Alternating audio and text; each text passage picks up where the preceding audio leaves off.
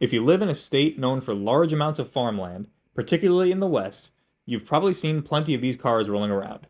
These graffiti artist magnets will never be seen untagged for very long before someone like Ichabod comes along and leaves their mark.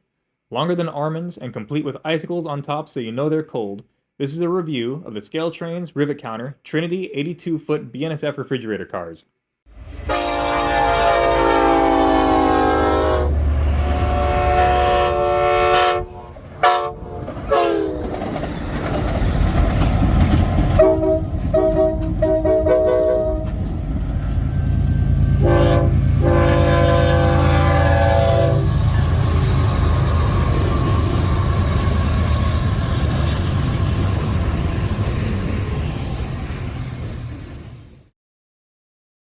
Hello everyone, and welcome to the review of ScaleTrains' most recent addition to the repertoire of modern N-scale rolling stock.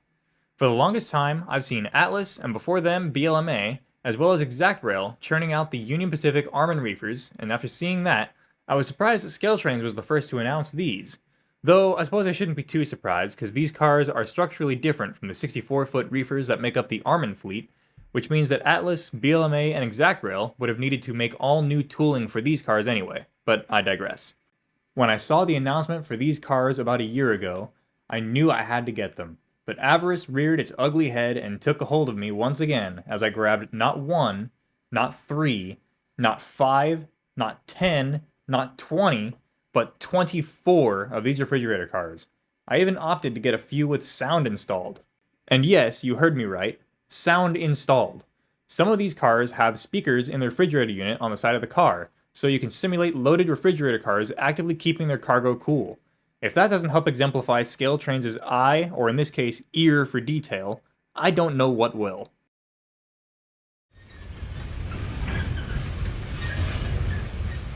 Operating an outdated fleet of 1960s and 1970s built reefers that were reaching their age limits and were technologically obsolete, BNSF turned to Trinity Railcar for a modern reefer. In 2001, Trinity built 810 reefers with a 7,883 cubic foot capacity. Another group followed in 2003 with internal modifications that gave them a 7,711 cubic foot capacity. Both groups of cars were 82 feet long and 17 feet tall. One of several commercial refrigeration unit types, along with a 300-gallon fuel tank, were mounted outside of the car body on the A end, and heavy insulation lined the inside of the car body. These modern reefers handle the same types of loads their ice bunker and mechanical predecessors hauled. The hotshot BNSF intermodal trains from the San Joaquin Valley to Chicago usually has a block of these reefers on the head end, just as the earlier versions of the same trains had on the Santa Fe since the 1960s. Others handle frozen potato products from Montana, Idaho, Oregon, and Washington over the former Northern Pacific and Great Northern lines. These all-new models feature an 82-foot, 7,883 cubic foot smooth side body, 12-foot plugged doors with recessed top section and molded door rods and door handle, various refrigerator units from the earlier Carrier models to the late Thermo King models, cylindrical refrigeration unit fuel tank, intricate A-end refrigeration unit access platform with photo-etched metal platform deck, fuel tank end cage with separate plastic frame and wire grab irons, smooth roofs, underbody brake rigging and components located specifically to match the 7883 cubic foot car. Factory applied ladders, metal grab irons, coupler cut levers, and train line hoses with silver glad hands, brake wheel, stand, and chain, brake plumbing with separate air reservoir, control valve, and retainer valve, plus separately applied wire-form plumbing, including train line pipe with brackets, photo-etched stainless steel see-through Morton stamped round hole coupler crossover platform on B end of car, ASF ride control trucks with finely rendered raised foundry data, 36-inch machined metal wheels, Microtrains compatible body-mounted semi-scale standard Type E knuckle couplers, printing and lettering legible even under magnification, FRA 224 yellow conspicuity stripes, weighted to industry standards for reliable operation, operates on code 55 and 80 rail, clear jewel box packaging safely stores the model, and minimum radius of 10 inches with a recommended radius of 11 inches. In addition to that, the sound-equipped versions feature track-powered capacitor circuit, and sounds adjust by switches on the bottom of the car. If you want these, I recommend acting pretty fast. Though a lot of these cars have already been sold, There are still quite a few out there, both on the ScaleTrains website, especially with the pre-order expiration date passing, as well as on the sites of a few of their authorized dealers. As of the editing of this video, on the ScaleTrains site itself, you can get one of 18 road numbers from the non-sound options and 28 road numbers from their sound-equipped offerings. On the Lombard Hobbies site, you have your choice of 29 non-sound and 19 sound-equipped options. From either store, you're looking at a price tag of $39.99 per non-sound car. But for the sound-equipped cars, your price tag will differ. Lombard Hobbies offers the sound-equipped cars for $66.99 per car, but the ScaleTrains site has them listed at $69.99 per car, with the option of getting them at $66.99 per car if you buy 12 or more of them. And getting non-sound cars does add to the total quantity for the bulk discount as well. With all that said, let's get into the overview of these cars as I see them now, as well as do a couple of tests for them. Before we look at the cars themselves, I want to point out an egregious example of mishandling. I don't know when it happened, but the Postal Service, the mailroom for where I live, or ScaleTrains' distribution warehouse did a little oopsie goof and punched a hole in the box, and this caused one of the jewel cases to nearly shatter. Fortunately, the car itself survived unscathed, but this is the kind of close call I don't like and would like to try to avoid going forward. Apart from that, the packaging was great. The individual cases are about as long as the cases for their auto racks, which makes stacking them pretty convenient. Looking at the cars themselves, I noticed and appreciate a lot of that fine detail outlined in the product description of the cars, like the brake hoses, the walkways on both the refrigerator side and the other side of the car, the very legible text in all the labels, and brake piping on the underside of the car. Unlike many other ScaleTrains offerings, these cars are equipped with microtrains couplers. I do appreciate the hyper-realism of ScaleTrains, Athearn, and Aurora miniature couplers, but the reliability, affordability, and abundance of microtrains couplers cannot be overstated. Besides, I'm pretty sure quite a few of us are waiting for someone to make metal couplers in N-scale.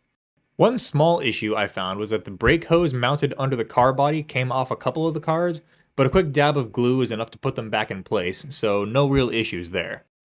The biggest thing I was curious about, though, was the quality of the sound coming from the speakers in the refrigerators. I didn't get any of the sound-equipped refrigerator cars that Athearn made a while back, but I heard that the speaker for those is absurdly loud. A friend of mine said that he would have them on in his train room, walk to the other side of the room, and still clearly hear the sound. So in this segment, I'm going to do a small test of the speaker system, but first, here's a brief overview of the anatomy of the speaker system. The speaker is located inside of the refrigerator unit itself and gets the power it needs to operate via copper strips that contact the wheels, and I'll bring these up again in a second. The controls for the speaker are here, sort of embedded in the car body, accessible from the undercarriage. The switch is what turns the speaker on or off, and the button here is the button to adjust the volume of the speakers to one of 6 settings, including off or mute. I moved my setup to a quieter room and removed any source of noise pollution I could do anything about. Here, you can hear how loud each individual setting for the speaker is.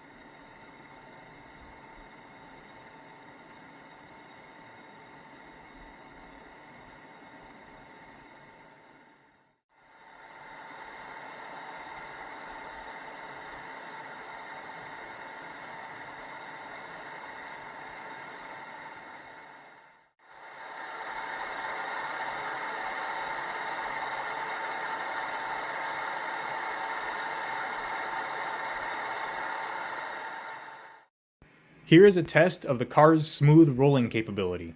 I will start with the non-sound cars, and then with the sound-equipped cars. I'll get into the reason why after the test, but the reason will be pretty obvious when you see the difference.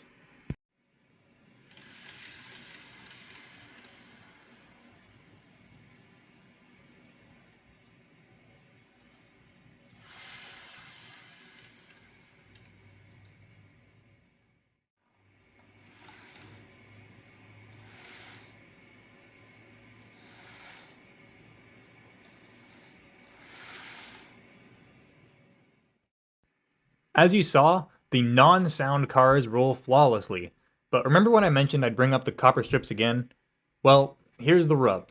Because the copper strips contact the wheels in order to get power to the car's speaker system, as a result, the copper strips cause friction on the wheels and that causes them to roll really rough, almost as if the brakes were applied on them.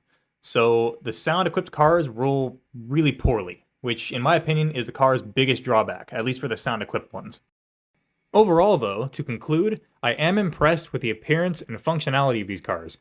I do have my gripes with some of them, particularly the sound-equipped cars, but this is the first run of a prototypical Trinity 82-foot reefer, so I am happy I was able to add these to my collection. I've seen repainted and patched 64-foot reefers from Atlas being sold by collectors and modelers at various shows, and while I very much appreciated the effort that these modelers put in those cars, the hyper-strict, self-grading rivet counter in me had to pass on those cars. All I really need to do now is vandalize the crap out of these blank canvases. Thank you for joining me for my review of the ScaleTrains Trinity 82-foot BNSF Refrigerator Cars. I know it has been a while since I have reviewed anything, so I apologize for that. Although I am way late to the chase, I do want to make a review of the Aurora Miniatures N-Scale High Cube box cars, but for that one, I think I'll try doing a comparison video with those and the Microtrains High Cubes. I know they are different models, but the comparison might still be pretty fun to see. And I know Atlas is making high cubes as well, so I would maybe like to include those in the review along with the Aurora Miniatures high cubes. That about wraps things up here. Take care everyone, and I hope to see you in the next video.